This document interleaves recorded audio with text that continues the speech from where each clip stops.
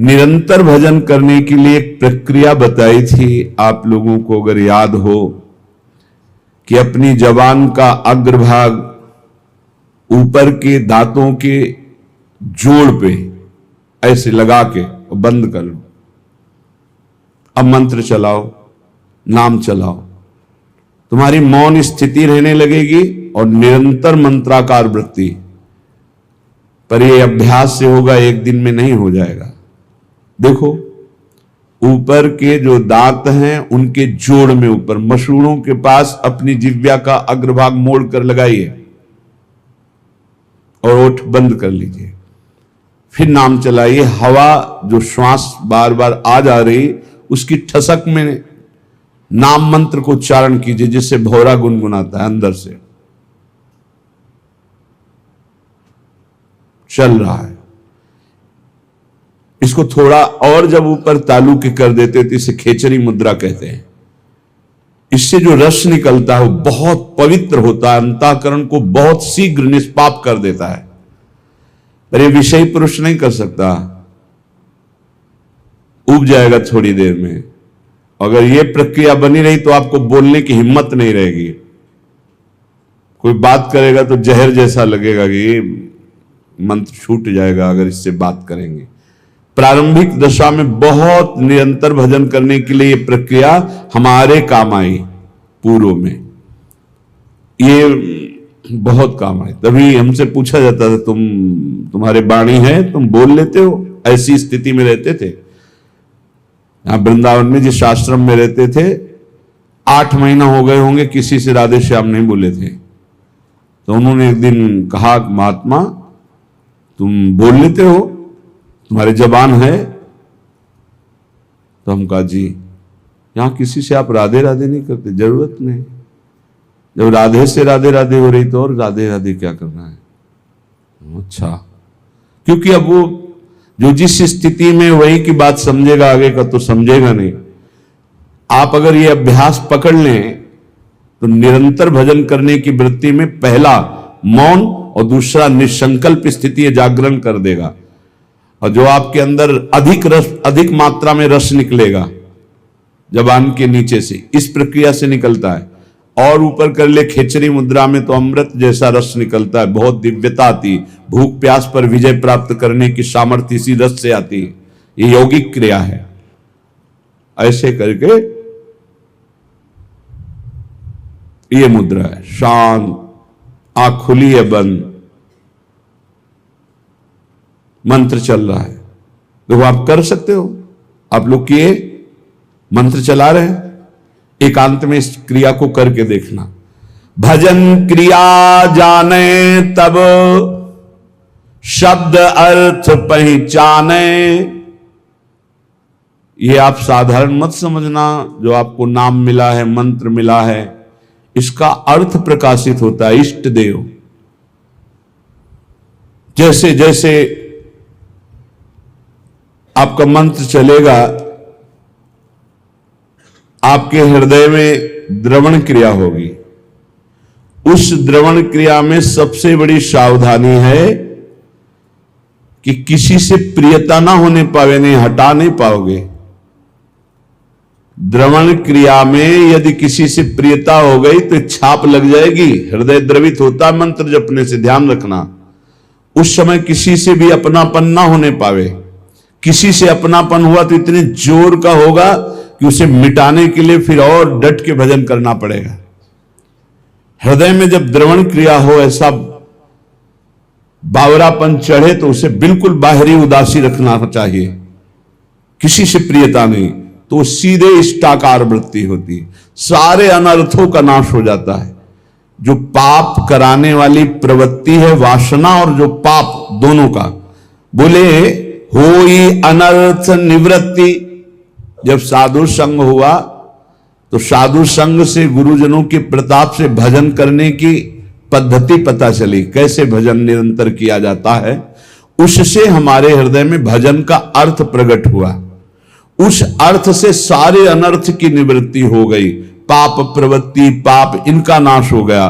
तो बोले होई अनर्थ निवृत्ति, और जहां अनर्थ निवृत्ति हुई तो ज्ञान विज्ञान बखाने, अंदर ज्ञान जागृत हो गया।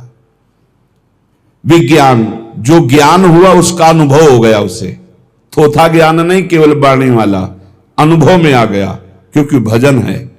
ज्ञान विज्ञान बखाने, फिर निष्ठा इष्ट विषय बढ़ के मन निश्चल होई, छिन छिन रुचि उपजाई नेह जग के सब खोई। अपने इष्ट की निष्ठा उसके हृदय में इतनी बढ़कर जागृत हो जाती है, अब कोई भी लाभ हानि प्रलोभन उसको अपने इष्ट से अलग नहीं कर सकता। निष्ठा इष्ट विषय बढ़ के मन निश्चल होई, मन अपने आराध्य देव के चरणों में निश्चल हो गया, हट ही नहीं सकता।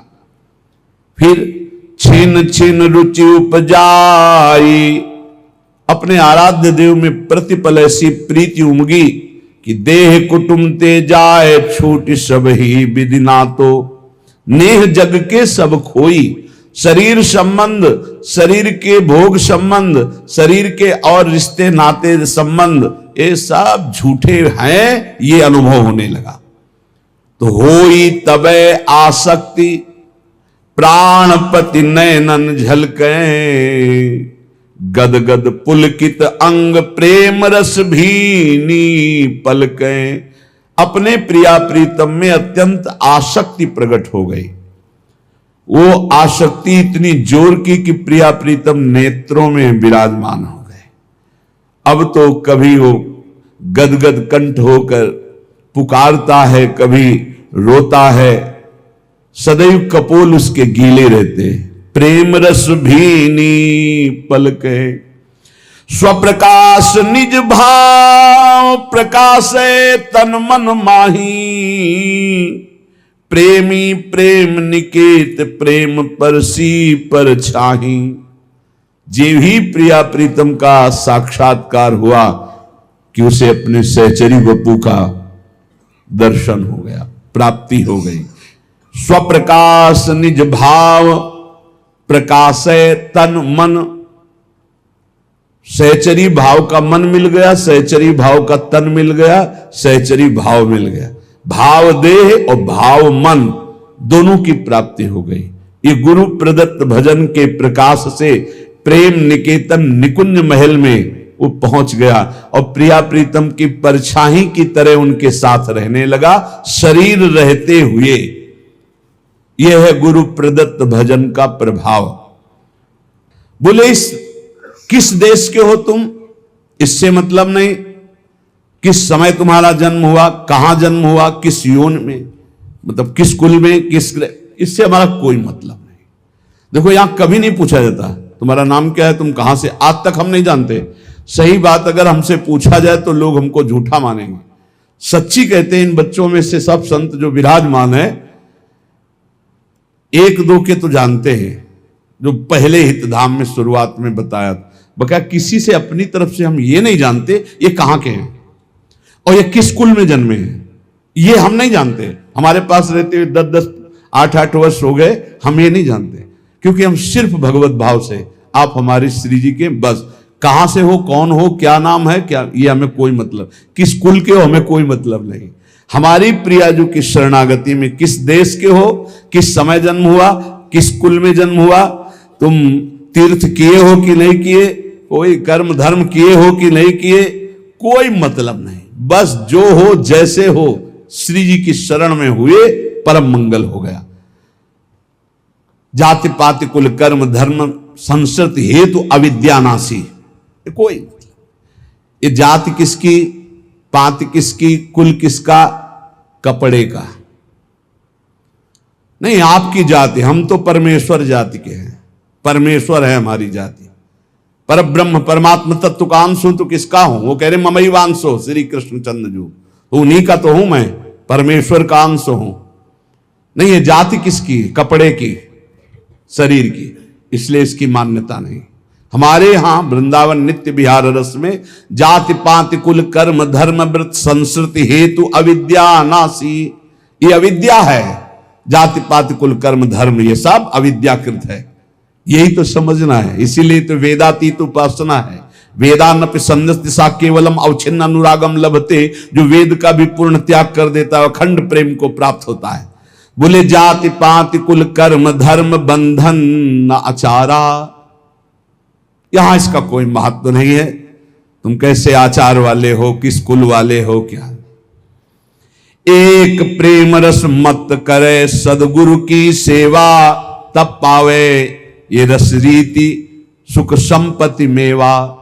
इसमें एक ही बात केवल है कि अपने सदगुरु का अनन्य होकर उनकी आज्ञा में चले, उनकी सेवा में रहे। एक प्रेम रस मत करे सदगुरु की सेवा, जो सदगुरु की सेवा में प्रेम रस मत हो जाएगा। यही समझ में नहीं आता कि शास्त्र कह रहा है यहां है खजाना, वो भटक रहा है, खजाने को ठुकरा के भटक रहा है। यही घर के अंदर तिजोरी है और माल ढूंढ रहा है बाहर दरवाजे के, कहीं नहीं मिलना। भटक लो, कितने तीर्थ क्या क्या, तुम्हें जो करना कर लो। जब तुम्हें परमानंद की अनुभूति होगी तो यहां होगी अंतर्मुख होने पर। सर्वात्मना न विसृजेत बहिरिंद्रियाणि, अंतर्मुख हो जाए, इंद्रियों को बहिर्मुख मत कर।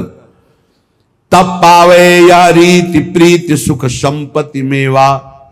ये जो परमानंद में प्रेम में प्रियालाल का सुख है, ये तभी पाएगा जब सदगुरु की आज्ञा उनकी सेवा में रहेगा। मनन मानसिक करे रैन दिन प्रेम अभंगा, ऐसे उपासक का मन प्रियालाल की मानसिक सेवा में प्रवेश पा जाता है। अभंग प्रेम नितिक धर्मिन संग, तो रंग बढ़त नित नित सरस, तो नित नित प्रेम अभंग। यह जो कृपा हरिवंश की अभंग प्रेम की स्थिति मन में, वो मानसिक सेवा में रत रहता है। क्या स्थिति होती है? रोम रोम अनुराग रंग रस रसिकन संगा। प्रियाजू कृपा करती है, अपने रसिकों का संग देती है। रोम रोम अनुराग रंग से भरा, उन रसिकों के संग से हृदय आनंद रंग में रंगा। जब लगी यह तन रहे, तब ही लगी भाव प्रकाशे। त्रिभुवन मंगल रूप त्रिगुण पर सत नहीं आसे। जब तक शरीर रहता है तो बाहरी उसकी क्रियाएं होती रहती है, लेकिन वो अपने भाव देह से स्वामिनी के संग होता है, ये कोई बाहरी नहीं जान पाता। और तन छूटे लही भाव रूप निज सेवे दंपति, नित्य धाम निज नाम सहज पावे सुख संपत्ति। यदि शरीर रहते तुम्हें सहचरी भाव नहीं प्राप्त हो पाया और प्रियाजू की शरण में रहे, तो शरीर छूटने के बाद निश्चित सहचरी देह की प्राप्ति हो जाएगी। तन छूटे लही भाव, दो प्रकार के यहां उपासक बताए। एक शरीर रहते सहचरी भाव प्राप्त करके शरीर की क्रियाएं बिल्कुल ठीक व्यवहारिक वैसे ही हो रही हैं जैसे एक सम्यक विवेकवान साधक करता है, और आंतरिक वो अपने भाव देश से प्रिया प्रीतम के समीप रहता है। यदि ऐसी स्थिति नहीं आ पाई जीवन में, वो सहचरी भाव को नहीं प्राप्त हो पाया, तो तन छूटे लही भाव रूप निज सेवे दंपति, ये पक्का है। आचार्य शरण में है, गुरु शरण में है, तो शरीर छूटने के बाद सीधे उसे सहचरी देह की प्राप्ति होगी और प्रिया प्रीतम के समीप पहुंच जाएगा। नित्य धाम निज नाम सहज पावे सुख संपत्ति। नित्य धाम वृंदावन में सहज सुख प्रिया प्रीतम की सेवा सुख को वो प्राप्त कर लेता है। ये परम तत्व सिद्धांत निगमागम को सार, श्री रूप लाल हित गुरु कृपाते लख लिख्यो सुविचार। श्री गुरुदेव की कृपा से रूपलाल गोस्वामी जी कहते हैं, मैंने जो नित्य विहार वृंदावन के सहचरी भाव का सिद्धांत अनुभव किया, वही तुम्हें लिख करके बता रहा हूं। जाही अनुभव होई सोइया रस को पावे, भूले गतिमति देह नेह जग के बिसरावे। जिसके हृदय में सहचरी भाव का जागरण होता है, वो सदैव इस रस में स्थित रहता है। उसको ना शरीर की चिंता रहती है, ना वास की चिंता रहती है, ना परिवार की चिंता रहती है। गृहस्थ हो या विरक्त हो, एक अलमस्ती छा जाती और स्वयं भगवान उसके भरण पोषण की सब जिम्मेवारी, योगक्षेमम वहाम्यहम्। देखो, ये चिंता नहीं होनी चाहिए कि आज हम यहां हैं, हमारा भरण पोषण हो रहा है, कल क्या होगा। अगर कल की तुम्हें चिंता है तो तुम शरणागत नहीं हो। शरणागत कल की चिंता नहीं करता, जिसने आज दिया है। अरे जब दांत न थे तब दूध दियो, अब दांत दियो ताको अन्न भी दे हैं, जल में थल में नभ में, पशु पक्षिन को दे तो को भी दे हैं, काहे को मूढ़ विचार करत, बेक मतलब व्यर्थ की चिंता कर रहे हो। देखो कितना बड़ा कृपालु भगवान। मैया के शरीर में एक बूंद दूध नहीं होता। जब बालक का जन्म होता है तो भगवान उसके रक्त को दूध में बदल देते हैं, और उतना ही गर्म, उतना ही मीठा और उतना ही पावर युक्त जितना बच्चा सह जाए। कैसे कृपालु भगवान है। जब दांत नहीं थे तो मां के शरीर से रक्त को दूध में परिवर्तित करके भरण, अब काहे को चिंता करता है। गर्भ में कौन व्यवस्था कर रहा था, वही तो भरण पोषण कर रहे थे प्रभु। लोग समझ नहीं रहे। वैष्णव होकर, भगवत दास होकर कल की चिंता करते हो। तुम्हें कभी ऐसा नहीं लगता कि स्वामिनी के चरणों का भरोसा ही नहीं आया है। अरे नरक स्वर्ग अपवर्ग आस नहीं त्रास है, जा राखो ता रहो मान सुखरास। ये जीवन प्रिया जी को दिया है। नाम रूप का निरंतर चिंतन करते हुए प्रियालाल जहां जैसे रखे। शरणागति का बहुत बड़ा बल होता है। अभी शरणागति ही नहीं हुई, इसीलिए बहुत सी त्रुटियां हृदय में अपना स्थान बनाए रहती हैं। जाही अनुभव होई सोईया रस को पावे, भूले गतिमति देह नेह जग के बिसरावे। सांसारिक संबंध फीके लगने लगते हैं। ये मृत शरीर दिखाई देने लगता है, मरा हुआ है। बस जब तक ये चल रहा नहीं, पहले ही वो मरा हुआ अनुभव में आ जाता है। रसिक उपासक संग करे, छिन छिन रुचि बाढ़ है। ये बहुत कठिन है रसिकों का संग। अगर रसिक संग में छिन छिन रुचि बढ़े तो ये दशा आ जाएगी। सुनत नाम गुण रूप पुलकी गद गद तन का है। नाम सुनते ही, रूप सुनते ही, लीला चरित्र सुनते ही रोमांच होने लगे। मेरे प्रियालाल की बात हो रही। ये रसिकों के संग से प्राप्त होता है प्रेम। रेमन रसिकन संग बिन रंचना उपजय प्रेम। इस संसार में मोह रात्रि अज्ञान की ऐसी फैली हुई कि सब सो रहे हैं, सब स्वप्न देख रहे हैं। मेरी पत्नी, मेरा पुत्र, मैंने ये भोगा, मैं भोग लूंगा, ये मैंने जमा कर लिया, ये जमा कर लूंगा, ये कर लिया, वो कर लूंगा, ये स्वप्न चल रहा है। निशा तिमिर अज्ञान मध्य कोई एक जागे। अरबों खरबों सब मनुष्य शरीर है, सब सो रहे हैं। मोह निशा सब सोवनिहारा, देखे स्वप्न अनेक प्रकारा। ये अनेक प्रकार का स्वप्न देख। कोई बिरला एक जगता है। क्या जगता है? ये जन्म भगवत प्राप्ति के लिए। अब मनमानी आचरण नहीं करूंगा, अब शास्त्र और गुरु की आज्ञा के अनुसार चलूंगा, तो बिरहे उपास विशास प्राणपति सो अनुरागे। उसके अंदर विरह, उपासना का फल क्या है?